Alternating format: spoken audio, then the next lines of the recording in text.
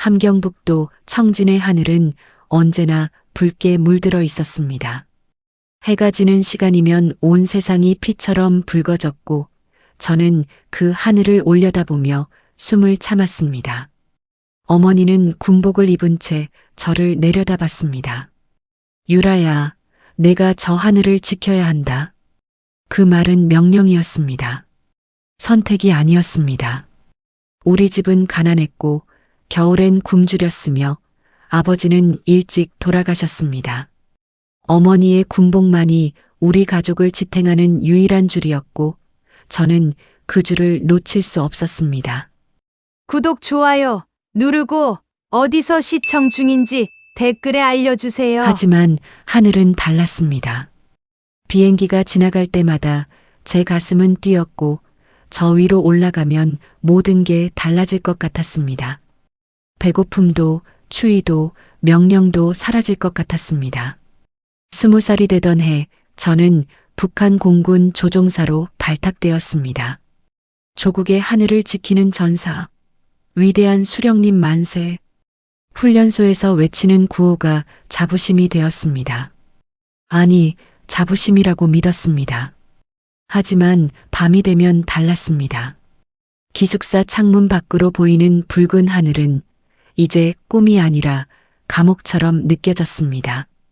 왜일까요? 저는 하늘을 날고 싶었던 건지 아니면 그저 이곳을 벗어나고 싶었던 건지 더 이상 구분할 수 없었습니다. 어머니의 목소리가 귓가에 맴돌았습니다. 유라야, 내가 하늘을 지켜야 한다. 네, 어머니. 저는 지킬 겁니다. 하지만 누구를 위해서인지는 아직 모르겠습니다. 훈련 임무였습니다. 미그-21의 조종관을 잡은 순간 저는 언제나처럼 침착했습니다. 이륙, 상승, 선회. 모든 것이 완벽했습니다. 그런데 고도 8,000m를 넘어서자 엔진이 요동치기 시작했습니다. 계기판이 붉게 깜빡였고 연료 경고음이 귓속을 파고들었습니다. 저는 본능적으로 무전기를 잡았습니다. 본부 응답하시오. 엔진 이상입니다. 잡음만 들렸습니다. 본부, 들립니까? 아무도 대답하지 않았습니다. 고립된 하늘 위 저는 처음으로 두려움을 느꼈습니다. 아래는 바다였고 위는 텅 빈 하늘이었으며 저는 그 사이에 홀로 떠 있었습니다. 엔진 출력이 떨어졌습니다. 기체가 흔들렸고 고도가 급격히 낮아지기 시작했습니다. 죽는구나. 그렇게 생각하는 순간이었습니다. 무전기에서 낯선 목소리가 들려왔습니다. 여기는 대한민국 공군 소령 한재훈. 북한 조종사 들립니까? 적국의 목소리였습니다. 저는 숨을 멈췄습니다. 손이 떨렸고 입술이 굳었습니다. 반복합니다. 당신 기체에 심각한 결함이 보입니다. 지금 상태로는 복귀가 불가능합니다. 그의 목소리는 이상하게도 차분했습니다. 적이라고 배웠던 그 목소리가 지금은 유일한 구명줄처럼 들렸습니다. 당신이 살고 싶다면 나를 따라오십시오. 남쪽으로 방향을 틀면 착륙 지점을 안내하겠습니다. 남쪽. 그 단어가 머릿속에서 폭발했습니다. 배신자, 탈영병, 반역자. 어머니의 얼굴이 떠올랐고 훈련소에서 외치던 구호가 귓가에 맴돌았습니다. 하지만 엔진은 계속 꺼져가고 있었습니다. 저는 떨리는 손으로 조종관을 움켜쥐었습니다. 살고 싶었습니다. 시간이 없습니다. 지금 결정하십시오. 한재훈의 목소리가 다시 들려왔습니다. 저는 눈을 감았습니다. 그리고 조종관을 아주 천천히 남쪽으로 돌렸습니다. 그 순간 제 평생의 신념이 산산조각 났습니다. 붉은 하늘이 저 뒤로 멀어졌고 저는 처음으로 명령이 아닌 선택을 했습니다. 잘하셨습니다. 제 뒤를 따라오세요. 당신을 살려드리겠습니다. 그의 말이 들리는 순간 눈물이 흘러내렸습니다. 저는 지금 살아남기 위해 모든 것을 버리고 있었습니다. 서해 바다가 발밑으로 펼쳐졌습니다. 한재훈의 전투기가 앞에서 길을 안내했고 저는 그 뒤를 따라 남쪽으로 날았습니다. 기체는 계속 흔들렸고 계기판의 경고음은 멈추지 않았습니다. 고도가 점점 낮아졌습니다. 바다가 가까워졌고 저 멀리 육지의 윤곽이 보이기 시작했습니다. 살 수 있다. 그렇게 생각하는 순간이었습니다. 엔진에서 폭음이 터졌습니다. 기체가 급격히 기울었고 조종관이 말을 듣지 않았습니다. 저는 본능적으로 비상 탈출 레버를 잡았습니다. 탈출하세요. 지금 당장. 한재훈의 목소리가 무전기를 뚫고 들어왔습니다. 저는 레버를 당겼습니다. 캐노피가 날아갔고 좌석이 사출되었으며 순식간에 저는 하늘에 던져졌습니다. 낙하산이 펼쳐지는 순간 뒤에서 엔진이 폭발했습니다. 불덩어리가 되어 추락하는 미그-21을 보며 저는 아무 생각도 할 수 없었습니다. 그저 떨어지고 있었습니다. 논밭이 가까워졌고 저는 땅에 내동댕이 쳐졌습니다. 온몸이 흙투성이가 되었고 헬멧이 벗겨졌으며 숨을 쉴 수가 없었습니다. 그때였습니다. 발소리가 들렸습니다. 여러 명이었습니다. 움직이지 마. 손 들어. 총구가 저를 겨냥했습니다. 군복을 입은 남한 군인들이 사방에서 저를 포위했습니다. 저는 천천히 손을 들었습니다. 신원 확인 완료. 북한 조종사입니다. 한 군인이 무전기에 대고 외쳤습니다. 저는 그들을 올려다봤습니다. 적이었습니다. 평생 적이라고 배운 사람들이었습니다. 하지만 지금 저를 살린 사람들이기도 했습니다. 한 군인이 다가와 제 헬멧을 집어들었습니다. 제 얼굴이 드러났습니다. 피와 땀과 눈물이 뒤섞여 있었습니다. 여자야. 군인이 작게 중얼거렸습니다. 저는 그 순간 깨달았습니다. 그들 눈에 비친 저는 적이 아니었습니다. 한 사람의 인간이었습니다. 살아남기 위해 모든 것을 버리고 떨어진 그저 한 명의 인간이었습니다. 저 멀리서 헬기 소리가 들렸습니다. 군인 하나가 저에게 물을 건넸습니다. 다쳤어요? 저는 고개를 저었습니다. 목이 메어 말이 나오지 않았습니다. 헬기가 착륙했고 저는 들것에 실렸습니다. 하늘을 올려다봤습니다. 붉지 않은 하늘이었습니다. 구름이 흘러가고 햇살이 부서지고 새들이 날아갔습니다. 저는 그 하늘 아래에서 처음으로 살아있다는 걸 느꼈습니다. 그리고 동시에 돌이킬 수 없는 강을 건넜다는 것도 알았습니다. 괜찮을 겁니다. 헬기에 탄 한 군인이 말했습니다. 저는 대답하지 않았습니다. 괜찮을까요? 저는 지금 살아남았지만 모든 것을 잃었습니다. 보호시설이라고 불렀지만 창문엔 철창이 달려 있었습니다. 방은 깨끗했고 침대는 부드러웠으며 새끼 식사가 나왔습니다.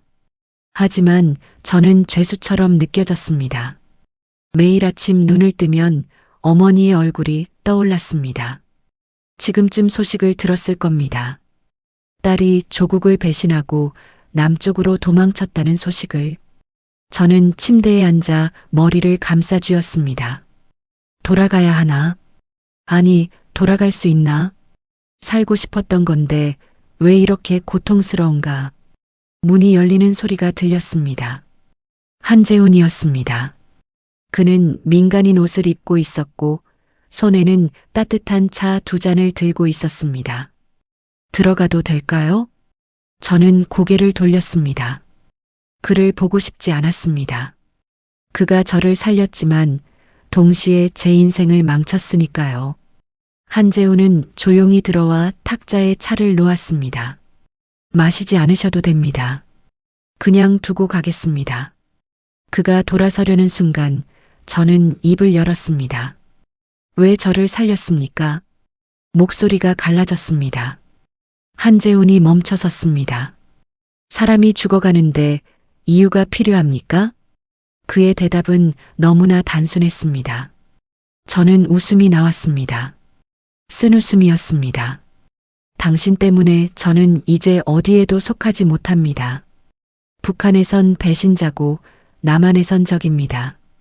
한재훈이 천천히 다가와 제 맞은편에 앉았습니다. 그의 눈빛은 따뜻했습니다. 장유라 씨, 당신은 죄인이 아닙니다. 단지 살아남은 사람일 뿐이에요. 그 말이 가슴을 쳤습니다. 저는 고개를 숙였습니다. 눈물이 떨어질 것 같았습니다. 저는 어머니를 버렸습니다. 아닙니다. 당신은 당신 자신을 선택한 겁니다. 한재훈의 목소리가 부드럽게 스며들었습니다. 그건 이기적인 선택이 아니라 용기 있는 선택이었습니다. 저는 그를 올려다봤습니다. 그의 눈엔 거짓이 없었습니다. 처음이었습니다. 저를 전사도 적도 도구도 아닌 한 사람으로 바라봐주는 사람을 만난 건 한재훈은 차를 제 쪽으로 밀었습니다. 천천히 생각하세요. 여기선 아무도 당신을 재촉하지 않습니다. 그는 일어나 문을 향해 걸어갔습니다. 한재훈 씨, 저는 그를 불렀습니다. 그가 돌아봤습니다. 고맙습니다. 그는 미소 지었습니다. 문이 닫히고 저는 혼자 남았습니다. 하지만 이상하게도 처음으로 고독하지 않았습니다. 차는 여전히 따뜻했고 창밖 하늘은 붉지 않았으며 저는 천천히 그 차를 마셨습니다. 낯선 세상이었습니다. 하지만 그곳엔 인간적인 온기가 있었습니다. 그날 밤은 유난히 고요했습니다. 저는 침대에 누워 천장을 바라보고 있었습니다.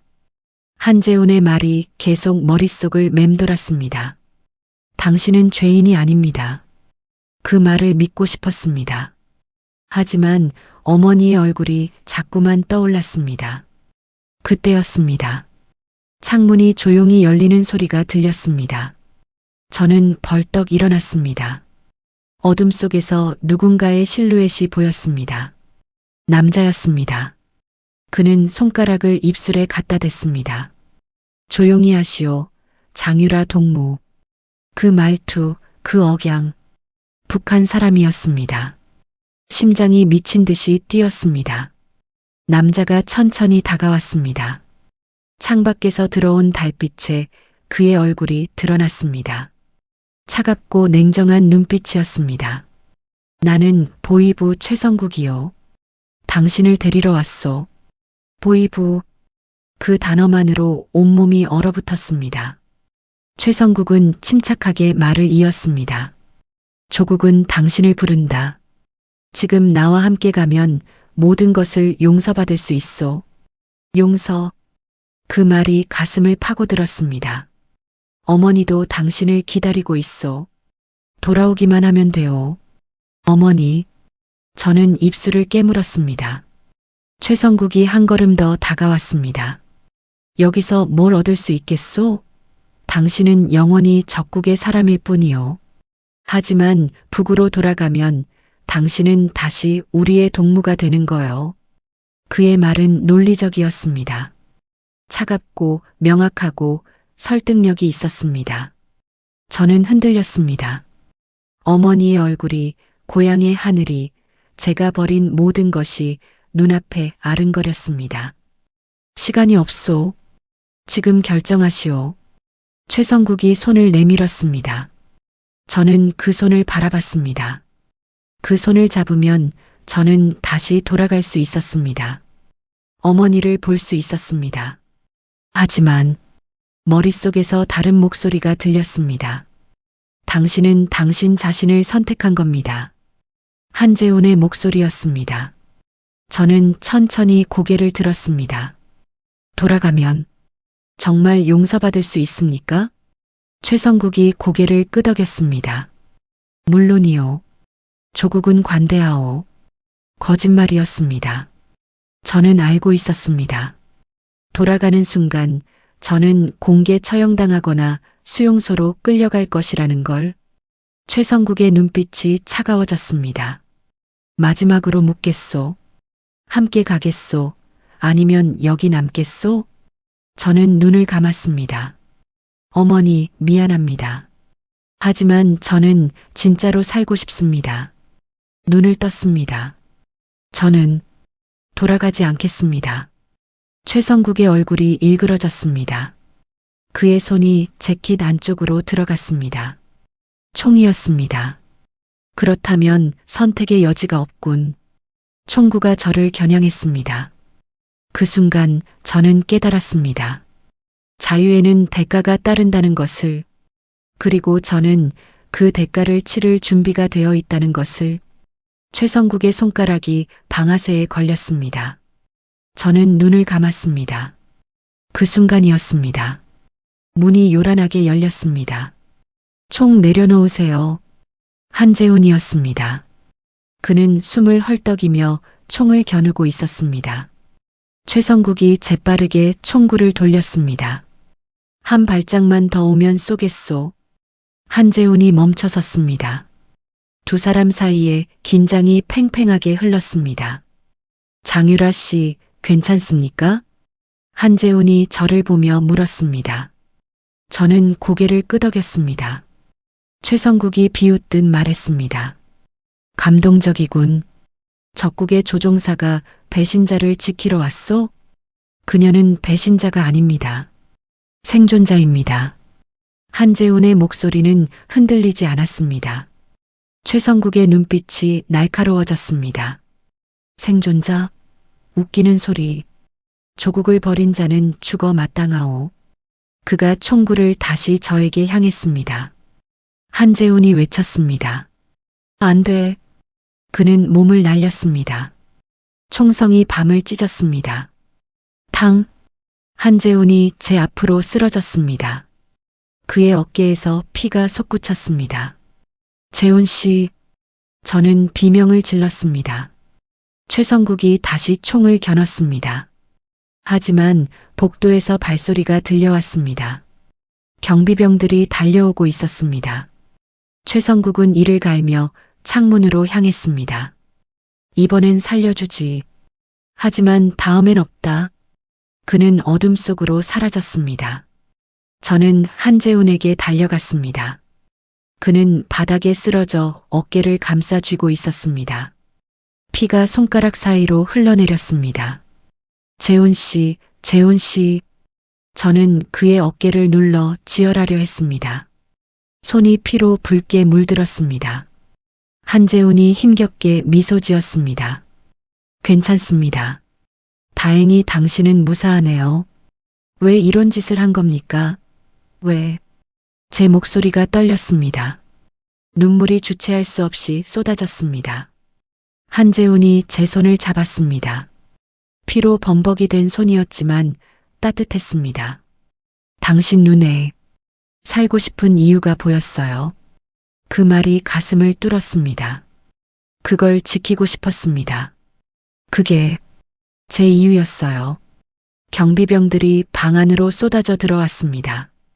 의무병이 한재훈을 부축했습니다. 저는 그의 손을 놓지 않았습니다. 재훈 씨, 저는. 한재훈이 고개를 저었습니다. 미안해하지 마세요. 당신은 아무 잘못도 없습니다. 그가 들것에 실렸습니다. 저는 그 뒤를 따라갔습니다. 복도를, 계단을, 현관을 지나 구급차까지. 한재훈이 차에 실리는 순간 그가 다시 말했습니다. 장유라 씨, 이제 알겠습니까? 저는 고개를 끄덕였습니다. 알았습니다. 이념보다 소중한 건, 체제보다 중요한 건, 명령보다 먼저인 건 바로 사람이었습니다. 구급차가 출발했습니다. 저는 그 자리에 서서 붉은 사이렌을 바라봤습니다. 손에 묻은 피를 보며 저는 깨달았습니다.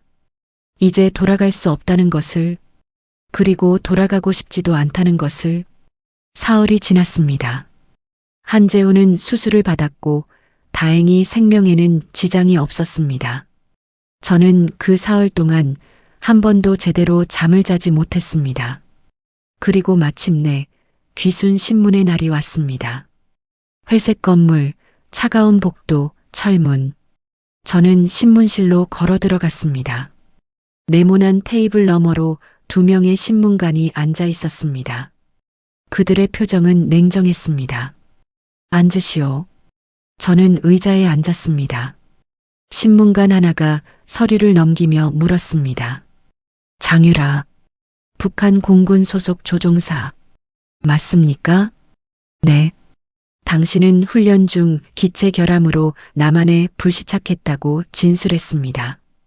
그런데 우리가 확인한 결과 당신은 명백히 방향을 남쪽으로 전환했습니다. 신문관의 눈빛이 날카로워졌습니다. 왜 내려왔습니까? 그 질문이었습니다. 저는 예상하고 있었습니다. 하지만 막상 대답하려니 목이 메었습니다. 살기 위해서였습니다. 살기 위해? 구체적으로 설명하시오. 저는 천천히 입을 열었습니다. 엔진이 고장났습니다. 북한 본부는 응답하지 않았고 저는 바다 위에 홀로 남겨졌습니다. 그때 대한민국 조종사가 구명줄을 던져줬고 저는 그걸 잡았습니다. 신문관이 끼어들었습니다. 그건 기계적 선택입니다. 내가 묻는 건 왜 여기 남기로 했느냐는 겁니다. 당신에겐 북으로 돌아갈 기회도 있었습니다. 최성국의 얼굴이 떠올랐습니다.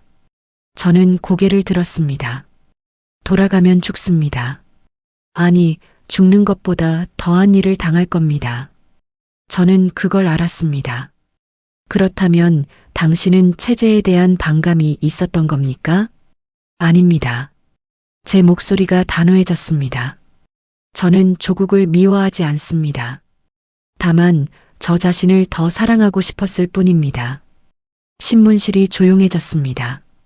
신문관 둘이 서로를 바라봤습니다. 한 명이 다시 물었습니다. 장유라, 당신은 적국의 조종사였습니다. 우리가 당신을 어떻게 믿을 수 있습니까? 저는 떨리는 손을 꽉 쥐었습니다. 믿지 못하셔도 괜찮습니다. 저는 증명할 겁니다.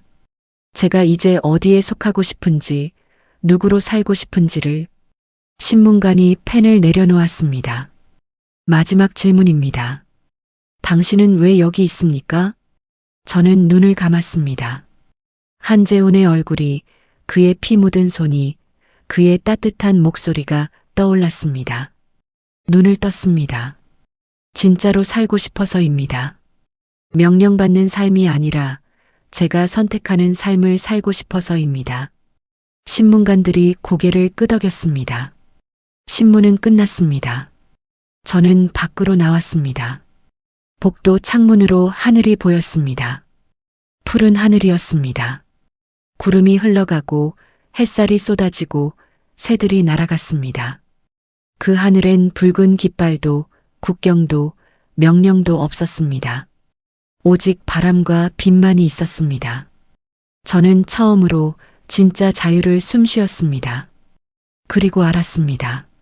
제가 선택한 이 길이 옳았다는 것을. 석 달이 흘렀습니다. 저는 새로운 이름을 받았습니다. 새로운 신분증, 새로운 주소, 새로운 삶.